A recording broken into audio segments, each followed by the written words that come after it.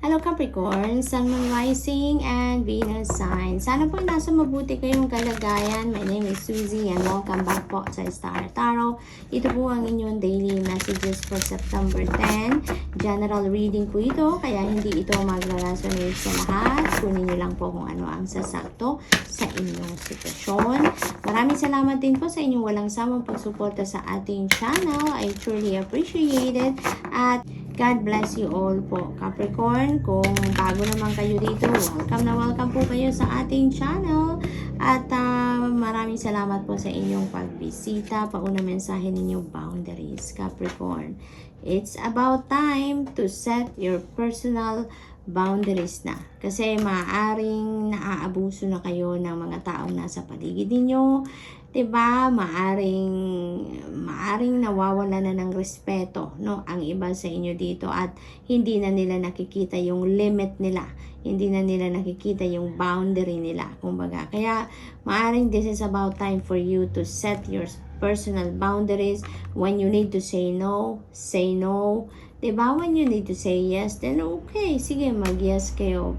No? At maging matatag na kayo ngayon, Capricorn. Huwag masyadong mabait, no? Yung kahit wala na sa lugar, mabait pa rin. Huwag naman, no? Ilugar din ang pagiging mabait ninyo, Capricorn, para hindi rin kayo naaabuso, hindi rin nagko-cross, no, ng boundary ang mga taong nasa paligid ninyo. So that is also, yung pagbi-build ninyo or pagsiset ninyo ng personal boundaries, that also helps your relationship with other people na mas maging maganda, mas respectful, 'di ba? Mas loving ang relationship ng bawat isa kung alam ng bawat isa kung hanggang saan lang ang boundary din nila, no? Hanggang saan lang din ang limit, no? So, yun. So, what else? We have talent. Ayan. Talagang lalabas din ngayon ng talents ni Capricorn, no? Maaaring for the longest time ang ginagawa ninyo kung ano ang dapat, kung ano ang kailangan, maaaring ganoon. Pero ngayon, parang ang iba sa inyo, Capricorn, gagawin nyo ngayon what make your heart sing, 'di ba? You are going to follow your bliss, no? At ilalabas nyo na ngayon ang talent ninyo. You are going to share your talent with the world ngayon, Capricorn. Maaaring may gulat factor ito para sa iba na mga taong nasa inyong paligid dito kasi maaaring hindi sila aware or hindi nila alam na meron kang ganyang talent ngayon. So, that is going to be a surprise for other people then, and para din sa'yo, napaka-rewarding din ang inyong gagawin ngayon. Kasi this is what you love to do, 'di ba? This is you, this is part of you na napaka-importante din sa sarili ninyo. And ngayon, finally, 'di ba? Mai-share nyo na yan, magagawa nyo na yan. What else? We have healing. Maybe, na-pick up ko agad dito, maybe you are a healer, Capricorn. You are a healer and this is a calling for you to embrace that healing power ninyo to heal the world. Start sharing that gift, no, with the world at mag-heal na kayo ng mga taong nasa paligid ninyo, no? Maaring you are aware already, Capricorn, na meron kayong healing power. You are a healer, alam nyo na yan. Alam ninyong meron kayong gift na ganyan, but maybe, hindi pa ninyo yan na-i-embrace fully, no? Hindi pa ninyo nagtatanggap yan siguro sa sarili ninyo, but now parang this is a reminder for you na, Capricorn, meron kang healing powers, no? Do it, share it with the world, no? Yung ganon. Maaaring yan din, yung pamukaw sa iyo na it's about time for you to accept na that you have that gift of healing, no?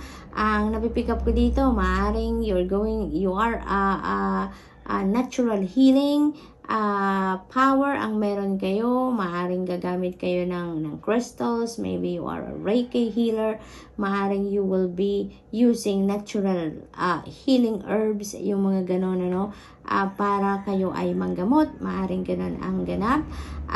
Maaari din, na ang iba sa inyo siguro meron kayong appointment din sa doktor or maybe kung anumang procedure ang gagawin pero hindi ninyo pinupuntahan.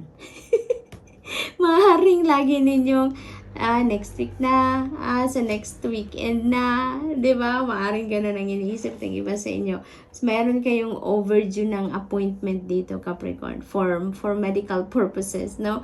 Maaring lagi ninyong pinopostpone yung ganun, no? Maaring ganun din. Kasi maaring nagpapagamot kayo or regular check-up lang siguro ninyo. Pero talagang dahil busy kayo, dahil lagi kayong may ginagawa, so lagi ninyong pinopostpone ang mga yon. Kaya yun, so maaring this is a reminder for you, this is a nudge for you na come on Capricorn, make appointment ka, gawin mo na.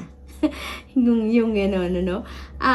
Maaari din, no, na this is about time for you to detoxify yourself din, no? Focus on your health, focus on your well-being dito, detoxify, purify yourself, no? Kasi maaaring matagal na din na may mga imbalances kayong nararamdaman. Now it's about time to detoxify, tanggalin na din kung anong mga hindi na kailangan sa sarili ninyo, mga negative energies dyan, no? Tanggalin nyo na yan nang maibalik nyo na yung balanse sa sarili ninyo, okay? So Capricorn, that's all I have for you for today. I hope nakatulong ang mga mensaheng ito in some way. Thank you for watching. Love and light. Namaste. Hello Virgo, sorry, Sun, Moon, Rising, and Venus sign. Sana po ay nasa mabuti kayong kalagayan. My name is Suzy and welcome back po sa Star Tarot. Ito po ang inyong daily messages po for September 10. At maraming salamat po sa inyong suporta sa ating channel. Maraming salamat po sa inyong pagbisita lagi sa ating channel. I truly appreciate it. God bless you all Virgo. At kung bago naman po kayo dito, welcome na welcome po kayo. And maraming salamat din po sa inyong pagbisita. General reading po ito ha, kaya hindi ito magra-resonate sa lahat. Passion, wow! Passion ignited ang datingan ni Virgo ngayon. You are going to be very passionate about something. Maaaring passionate about your relationship ito. Maaaring passion ito sa inyong ginagawa, sa inyong trabaho, for what you love to do. Maaaring ganon, heightened ngayon ang inyong passion dito na nararamdaman, Virgo. Para ngayon, yung passion na nararamdaman ninyo is going to reveal kung ano ang totoong purpose ninyo sa buhay. No, Virgo, maaaring kung ano ang gusto ninyong gagawin, kung ano ang gusto ninyong karera, kung gusto ninyong trabaho, maaaring that is your life purpose talaga, no? Maaaring may mga discoveries kayo na mga ganon sa ngayon, and you are just going to follow your heart ngayon, Virgo, no? Kung ano ngayon talaga ang binubulo ng puso ninyo, na gawin ninyo, na path na tahakin ninyo, parang you are going to listen to that. Papakinggan ninyo yan, na yung sarili, yung panawagan ng inyong sarili na gawin ng kung ano ang magpapasaya sa inyo, no? Maaring yun talaga ang maglalakas loob na kayo na gawin yan sa ngayon.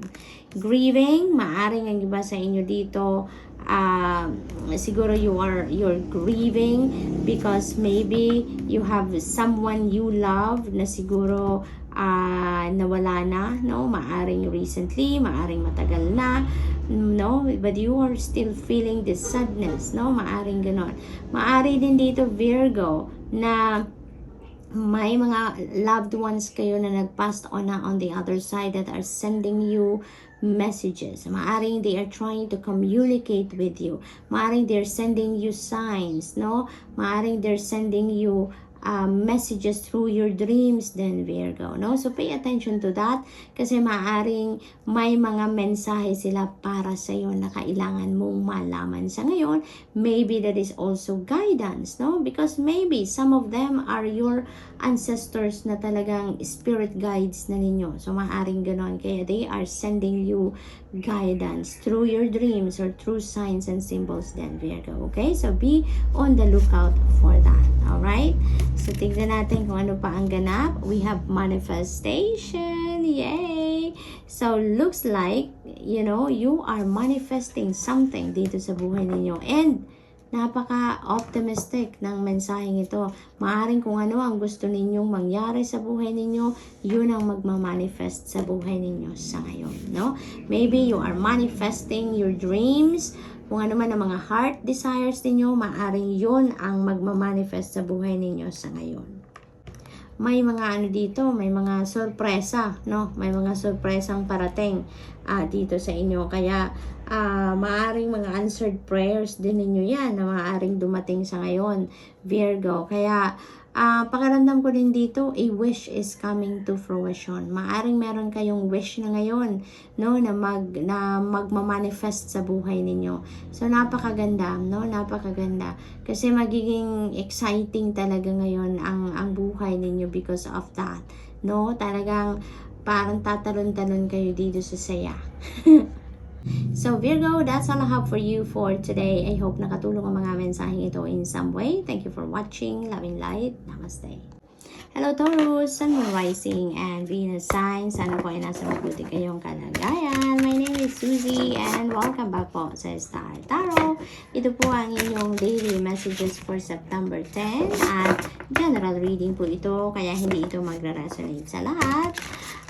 Maraming salamat din po sa inyong walang sawang pagsuporta sa ating channel. I truly appreciate it. God bless you all, Taurus. At kung bago naman po kayo dito, welcome na welcome po kayo sa ating channel at maraming salamat po sa inyong pagbisita. General reading po ito, kaya hindi ito magra-resonate sa lahat. Okay? Taurus, pauna mensahe ninyo is boundaries. Ayan. So, this is about time for you, Taurus, na mag-set na kayo ng healthy personal boundaries. When you want to say no talaga. Be firm. Panindigan ninyo. No, kasi maaaring ang iba sa inyo dito inaabuso na rin ng ibang mga tao sa paligid ninyo sa sobra ninyong kabaitan. You don't say anything. Hinahayaan nyo lang siguro ang mga tao, no? Kahit na lumalampas na sila sa limit nila, no? But now, this is a calling for you na no, Taurus, no? Respect yourself, no? And teach other people to respect you then, no? By setting your personal boundaries, okay? Huwag masyadong mabait, no? Ilugar din ninyo ang inyong kabaitan. Alalahanin ninyo, okay? Na may mga taong mapang-abuso at may mga taong nagtitake advantage sa iyong kabaitan. Kaya wag ninyong hayaan yan, no? Yung personal boundaries na isiset ninyo for yourself, that is going to help your relationships to be better, no? Magbi-build kayo dito ng mas stronger relationship, kahit anumang klaseng relationship man yan, no, with other people. Mas matututo sila din na magkaroon din ng respeto sa ibang tao, you know. You are also teaching them in a way na magkaroon din ng respeto sa inyo and to other people din, diba? Yung mga ganon. Kaya that is going to be very beneficial for you and to the people around you, okay?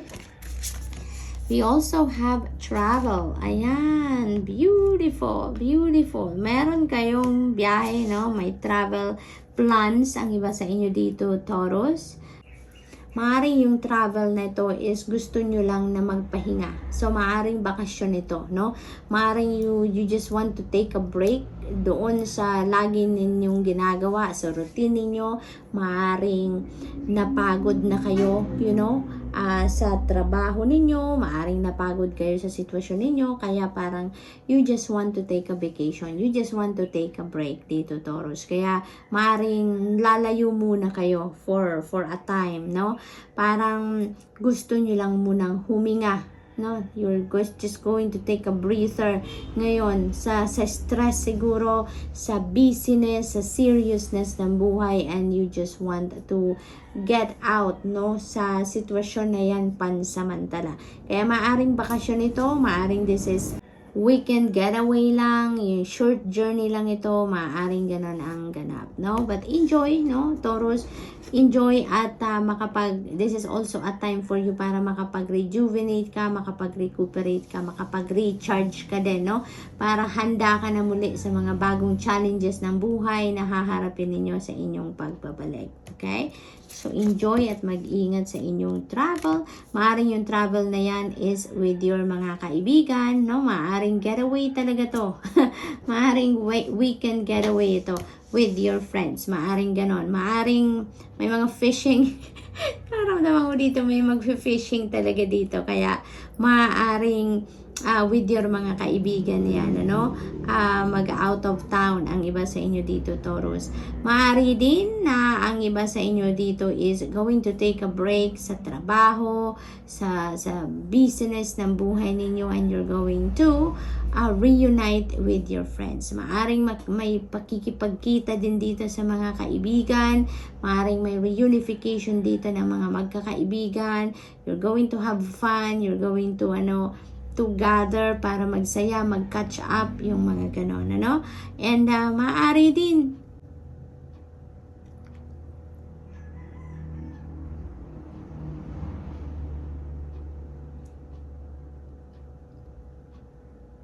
na may okasyon siguro dito ang mga kaibigan ninyo na dadaluhan ninyo, Taurus. So mag-enjoy kayo at mag-ingat pa rin, okay? So Taurus, that's all I have for you for today. I hope nakatulong ang mga mensaheng ito in some way. Thank you for watching. Love and light. Namaste.